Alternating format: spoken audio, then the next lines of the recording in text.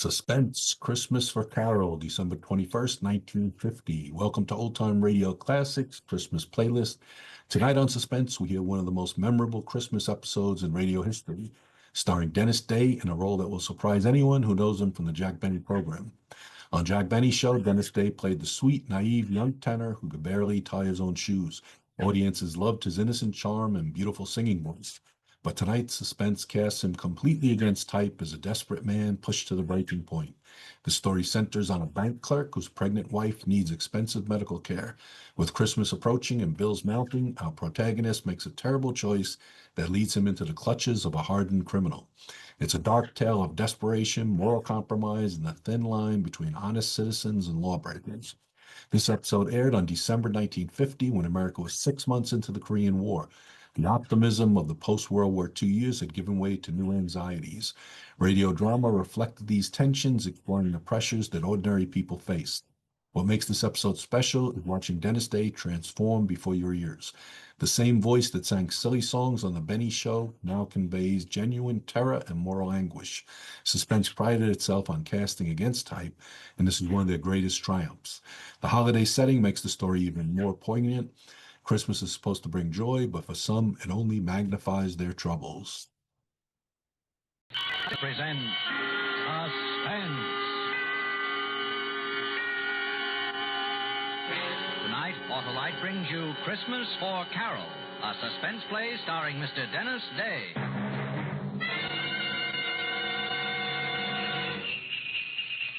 Hey, Hap. Well, hello, Santa. Why, it's Wilcox. Now, what are you doing in that costume, Harlow? Going to a Christmas party, Hap.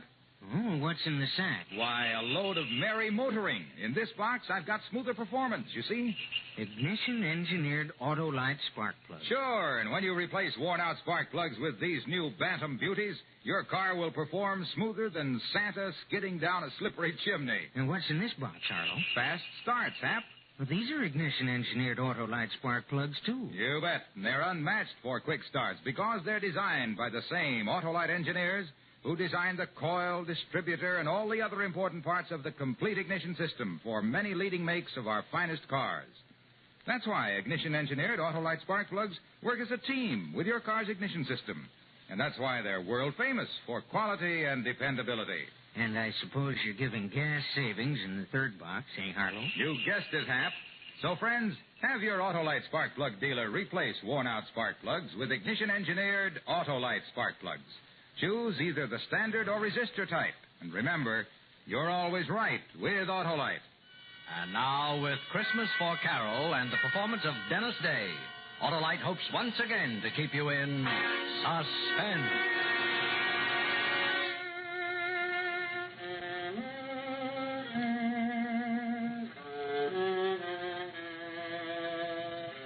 It was dark and silent. The window in the house glinted a little from the Christmas tree lights. Rocky didn't move. He just stood there in the alley, but I wanted to run. Fast, get away and put it behind me. Just a second. We got the money, Rocky. What are we hanging around for? Come on, let's get out of here. I said we wait for the old couple to get back. What for? Why take chances now? We got some money. How do we know it's all of it? Maybe they split it and put it in two places. We'll wait here and watch for them when they come in. They'll tip it. It was $8,000. That's what he withdrew. You asked for this, kid. Now do as you're told. We wait.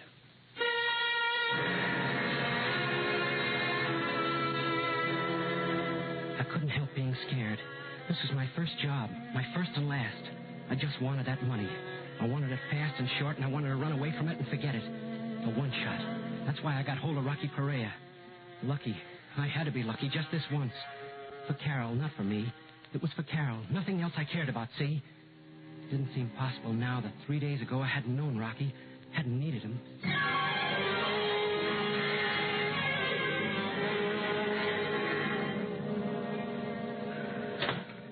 What is it, Doctor? How about the baby? Your wife must remain in bed. Serious? No, not serious, but she's got to stay flat on her back.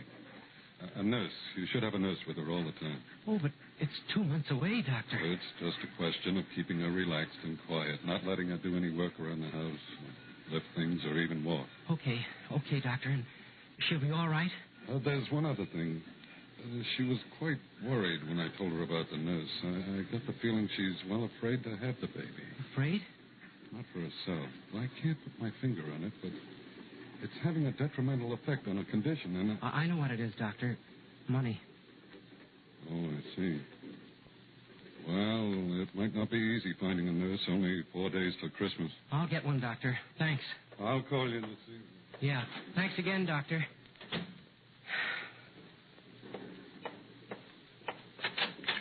Paul, Sweetheart, it'll be all right. I'm going to get the nurse to take care of you.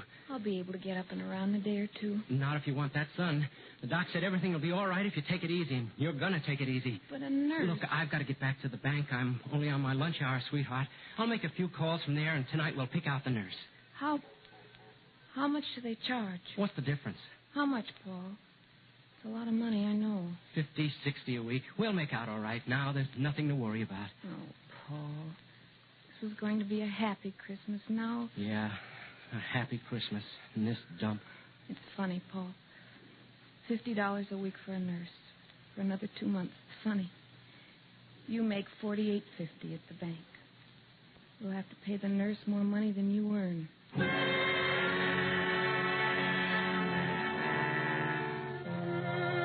Yeah, more money than I earn. You know how it is being a bank teller? Feeling, seeing, handling money, taking in money, paying it out. When I went back to work, I was seeing it for the first time with something more than a detached feeling. Thinking, I need this money, I need this money, I need this money. How I need this money. For Carole and the baby. It was almost 3 o'clock when Eddie the bookie came in. Hi, Paul. Good day yesterday. A big action in a few days. Santa Anita opens. Yeah, people like to throw their money away. They throw it, I catch it. Eddie, could I see you later? You ready to make a deal? I want to talk to you. What time you through? 5 o'clock. Meet you outside at 5 o'clock.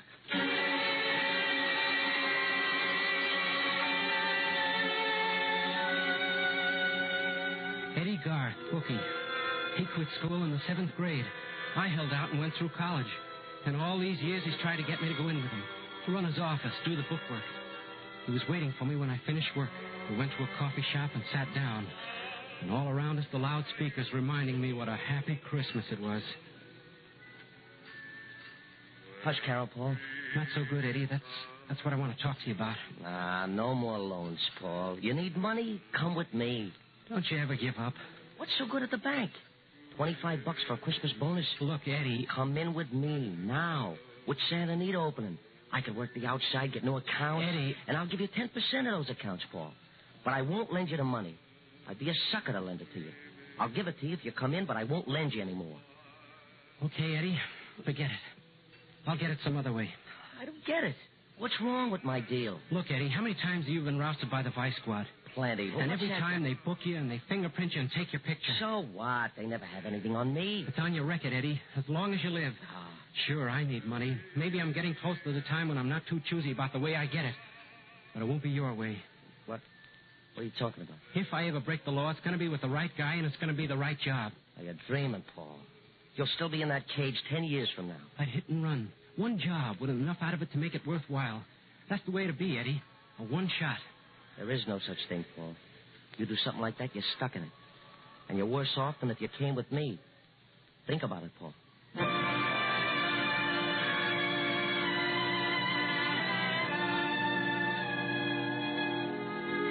Go home then and fix dinner for Carole. All the time thinking of the money and Carole and the baby and debts.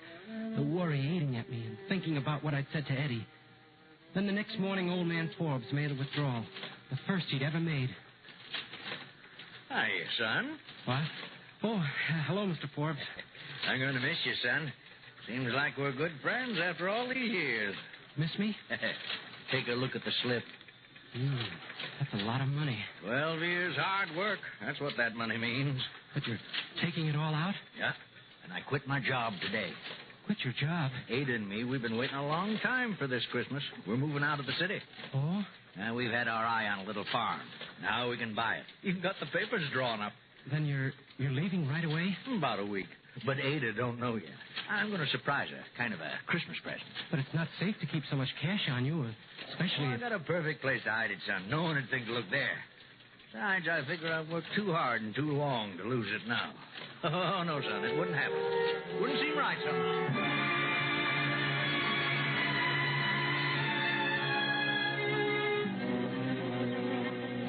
with me, and it grew. Like a wheel spinning, gaining momentum. This could be the right job.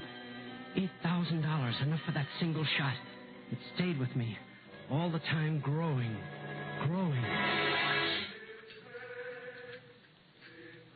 Yeah, lunch is on me, Paul. If you change your mind. No, I called you, Eddie, because I need your help. What kind of help? Well, you can arrange for me to talk to someone. Maybe. Who is it? Rocky Perea. Rocky Perea? Are you kidding? You picked yourself the right guy, all right. The cops don't even know what he looks like. They never mugged him or printed him. Yes, Eddie, that's right. You're crazy, I tell you. 1 million people want to talk to Rocky Perea, including the cops. No, Paul, I can't touch it. You can, Eddie, if you wanted to bad enough. Please, Eddie. All right. Let's see what I can do. Maybe I do know someone. And, Eddie, it's got to be soon. You know you'll be taking a chance. It better be good. It is, Eddie. Good enough to take the chance for.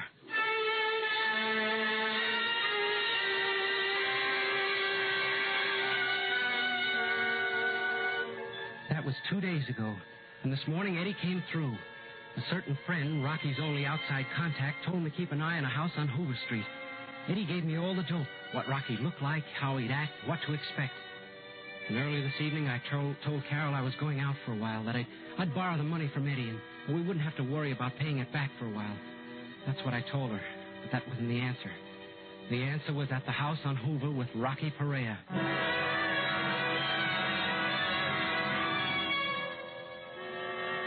I waited there, hidden in the dark corner behind the incinerator.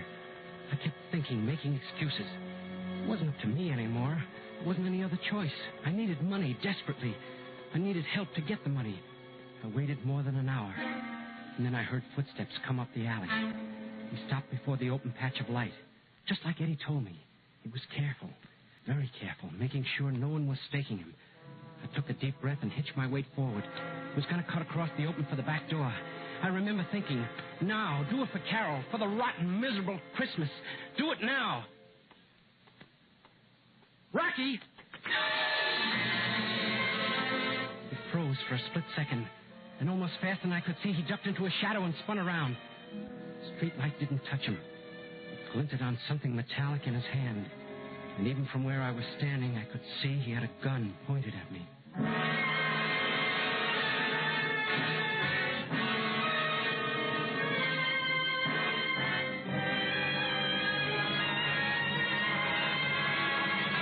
Autolite is bringing you Mr. Dennis Day in Christmas for Carole, tonight's production in radio's outstanding theater of thrills, Suspense.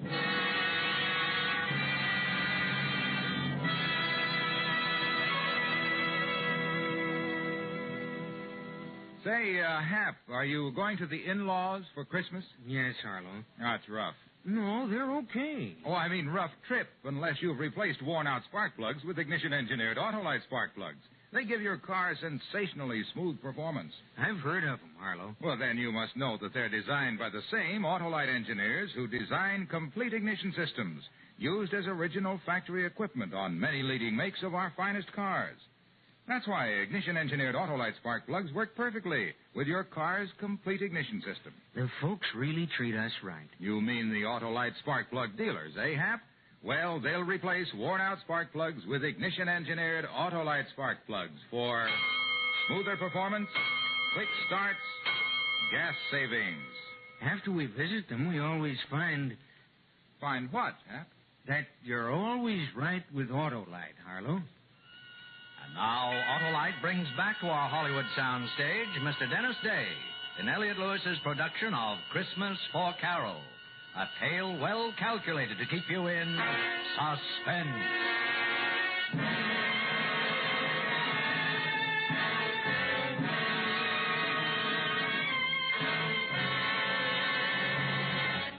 Rocky, don't shoot.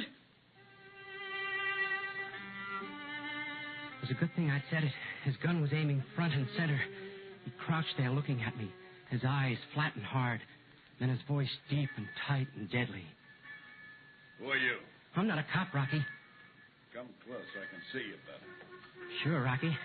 I just want to talk to you. You call me Rocky. You been talking to anyone? I've been watching you. I know you're Rocky Perea. You've been watching me. What for? You're wanted, Rocky, and you need money. Who are you? Where'd you come from? That doesn't matter, Rocky. This is a business deal. I figured it out very carefully. You need money, well, so do I. And I got a way to get it. Just like that, eh? And, Rocky, I'm not staying. This is a one-shot deal. A one-shot?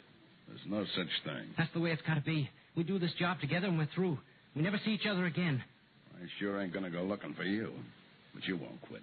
Not if it comes off easy. I'll quit, Rocky. What's in this for me? Half. $4,000. Huh. Well, kid, you ain't dumb by any means, staking me out like this. Almost smart enough to be a copper. You got guts, too. Tell me, you got a family? There's no one to stop me. I have a job that doesn't pay enough. This'll raise my salary. You want this one haul, then it's back to your job, eh? Yeah. Is it a deal?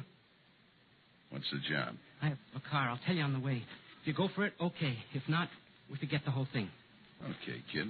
I'll listen to it. Let's go driving.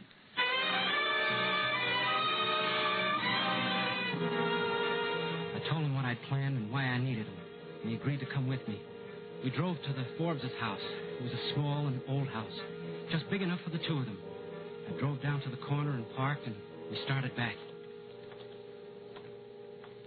Lucky there's no one on the street. Let's go up the alley. Yeah, Rocky. There's the back door. Look, no lights. They're not home. That makes it a cinch. Okay, go on, take it. It's your baby. Rocky, I'll have to break a window. Yeah. You want me to hold your hand? I'll wrap my jacket around my fist. That'll keep the noise down. Why don't you write me a book? Okay, I'm going.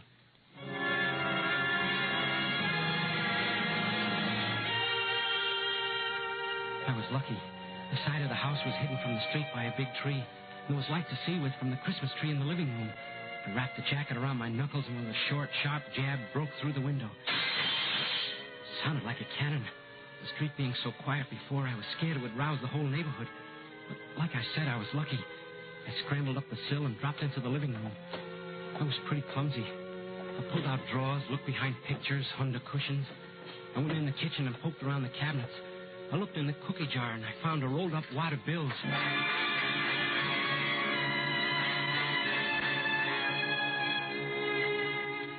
It was money, all right, but only $40. The old lady's secret treasure. I put it back and went into the living room again. Looking around, nervous, I stumbled on the Christmas tree and knocked it over. And then I remembered what the old man had said. A Christmas present for his wife. And I knew it was somewhere on that tree. There were Christmas stockings and favors and little red boots in and around the tinsel and the lighted bulbs. And I found the $8,000 hidden deep in one of the stockings. Got it, Rocky. Let me see it. It's there, Rocky. It's all there. Yeah? $8 grand. I guess I'll hold it. Come on, let's go. Take it easy. We're going to stick around for a while. Stick around? What for? Well, we got some money. How do we know it's all of it? Maybe they split it and put it in two places. We'll wait here and watch when they come in. They'll tip it. It was $8,000. That's what he withdrew. You asked for this, kid. Now do as you're told. We'll wait. I couldn't help being scared. My first job. My first and last. A one-shot. I wanted to get away fast, run, and put it behind me. But Rocky just stood there, like he didn't have a worry in the world. Listen, kid. They're ringing for us. They're wishing us a Merry Christmas. Wait. There they are. They're unlocking the door. You know, Harvey, the Christmas services were so beautiful. Sure were. This year in particular. Harvey, look, the tree. Someone's been in here. A burglar. Burglar? My cookie jar. I've got my house money hidden there.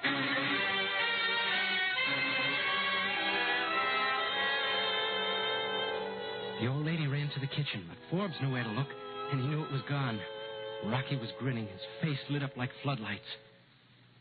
Let's go, Rocky. We've seen enough. No, hold on a minute. It's all here, Harvey. I wonder what he was after.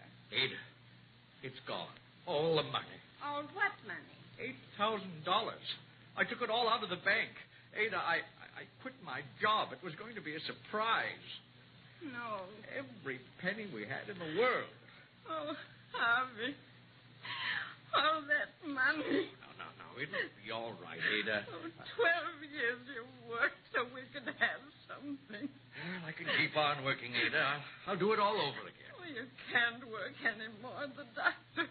Oh, what's a person to believe? You work so hard and we do without things for 12 long years. And for what? In 1 minute, some good-for-nothing hoodlum takes it all away from us.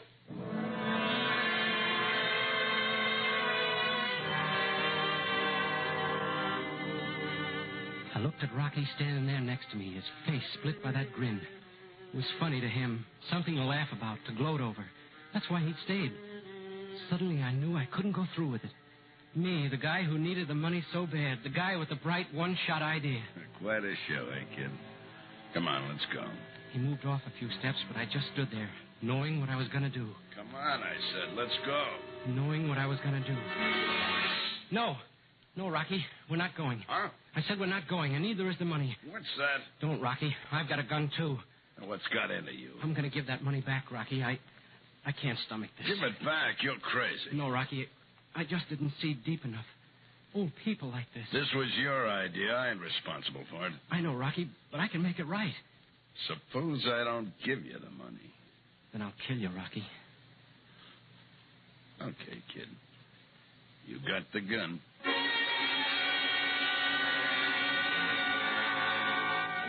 He gave me the money, all the hate showing in his eyes. I turned, started for the house. I gave him my back for a target, but he didn't use it. I knocked on the door. Yes, who? Paul, from the bank. I just had a fight with a guy, Mr. Forbes. Saw him jump from your window. I chased after him. Our window? You saw him? Yes, ma'am. I was walking past. I kind of figured he'd just finished robbing you. Well, did you catch him? Well, I couldn't hold on to him. He broke away, but not before I got this. Why, Harvey, the money. Yes. Oh, Paul, bless you. Oh, forget it. I'm only sorry I couldn't hold him. You say you fought with this burglar? Yes, he broke away before... We want to thank you, Paul. Forget it. I'll be going now. Oh, wait, Paul. We want to give you a reward. Oh, no. No, I don't want a reward. I'll have to be going.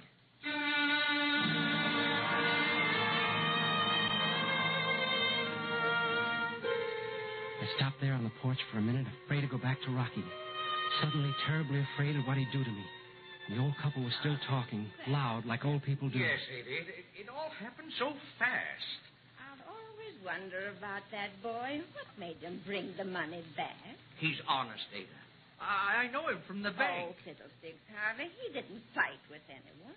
What do you mean, Ada? Well, his clothes, by the whole story he told us, your young friend took the money in the first place. Why, Ada, I believe you're right. Of course I'm right. Now, what on earth made him change his mind like that? It's Christmas, Ada. Merry Christmas.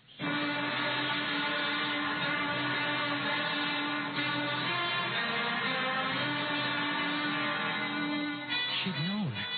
The old lady had known all along. And it didn't make any difference. Why, she'd even offered to give me a reward. Suddenly I felt something strange, like being clean inside. Like being able to see something that wasn't there before. And the tightness, the fear eased a little. Now, let's go, kid. The car. Rocky. You did what you wanted. You just forgot that half of that money was mine. Now move.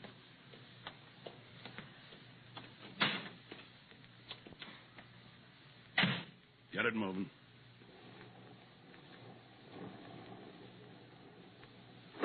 What was it you said? You need me, Rocky. You're hot. Rocky, I made a mistake. I want to team up with you, Rocky. You need money. I got away. I was wrong. Maybe the next job you won't get socked in the head. There's not going to be a next one, Rocky. I'm through. Through? You think I spent Christmas Eve with you because I like you? I'm out $4,000. I'm kid. sorry, Rocky, but there's not going to be a next time. You think so, huh?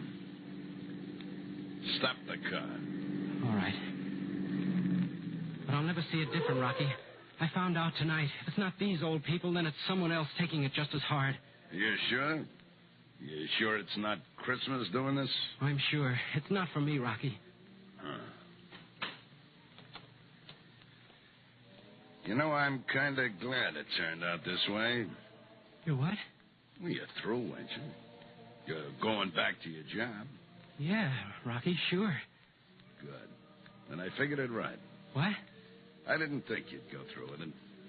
Say, wait a minute. Yeah? You're not Rocky Perea. I said you were a smart kid. But the way you acted, so careful, sneaking in the alley and... Say, who are you?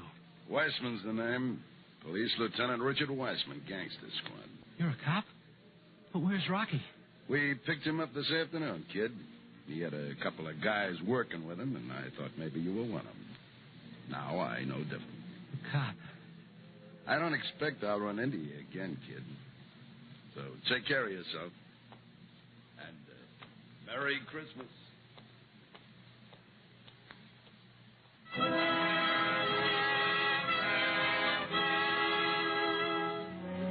Lucky. All the breaks. But I was no better off than this morning. There was still money, 2 months paying the nurse. There was still the worry for Carole. Oh, Mr. Shane, we've been expecting you. Congratulations. Doctor, what's the matter? Why? Nothing's wrong. Quite the contrary. Your wife just had a baby. Baby? Carole? Oh, she's perfectly all right. So is your daughter. Carole. Oh, Carole, darling. Are you all right? Hello, sweetheart. I'm fine. Carole, is... We won't have to borrow the money now, Paul. It's turned out for the best after all. Oh, darling. And it always will, my dear. We have so much, you and I. We have each other. And now we've got a daughter. A fine, healthy little girl. The rest will come, Paul. Let's live the day we have. Your little girl's over there, Paul. Tell her we're very, very happy she's in the family. And wish her a Merry Christmas.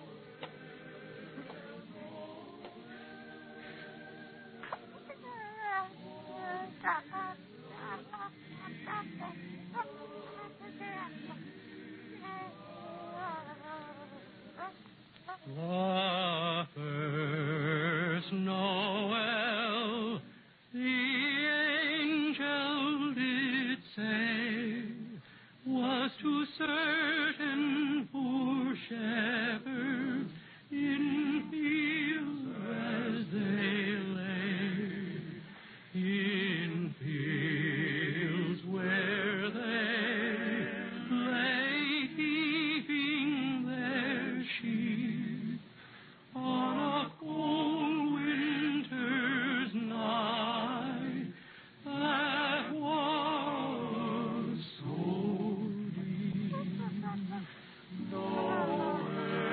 Look, Carole, look. She's smiling.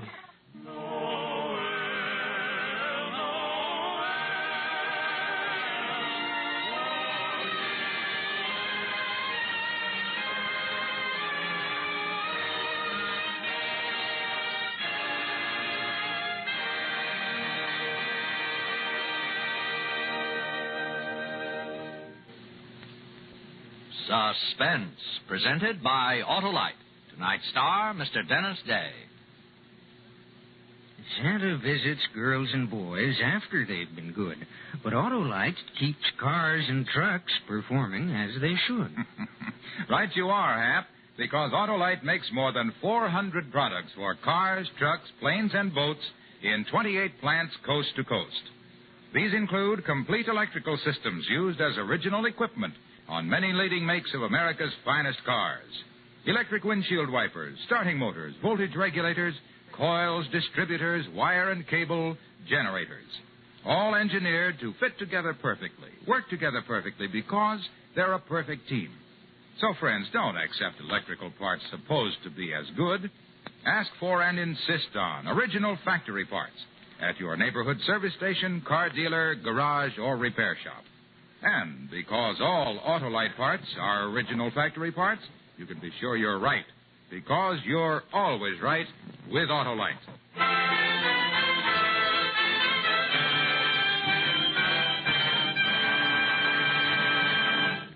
Next week on Suspense, Mr. Cornell Wilde, a star of A Ring for Maria. And in weeks to come, you will hear such famous stars as Mickey Rooney, Ginger Rogers, Eve Arden, and Ezio Pinza. all appearing in tales well calculated to keep you in suspense.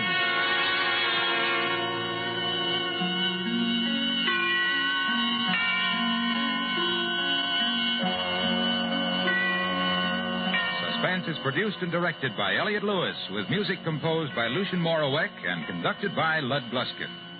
Christmas for Carole was written for Suspense by David Friedman. Dennis Day appears through arrangement with Colgate-Palmolive Peat Company and may be heard on his own program, A Day in the Life of Dennis Day. And remember, next week on Suspense, Mr. Cornell Wilde in A Ring for Maria.